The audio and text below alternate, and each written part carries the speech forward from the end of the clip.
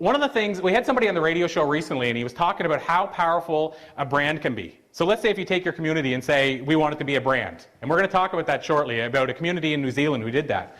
But I had a guy on the phone the other day who's a branding expert, and he was telling me they've studied all these brands. And what they've discovered is there's about 70 brands in Canada that operate in Canada that they've come across so far that are operating what he calls a brand of distinction rather than a badge of honor.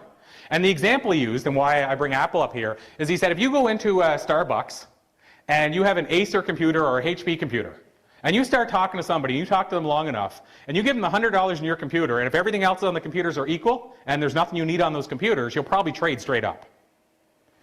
But if you walk up to somebody with a Macintosh and offer them $100 and any other laptop you can think of, you're not getting that computer. So the point is Apple has created a brand of distinction.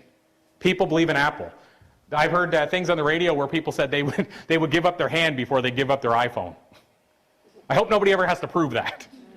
But I was blown away. They did a study with teenagers from the age of 14 to 16, and for the ones that had iPhones, more than 85% sleep with their phone within 2 feet of their head every night. So my point is Apple has created a brand of distinction.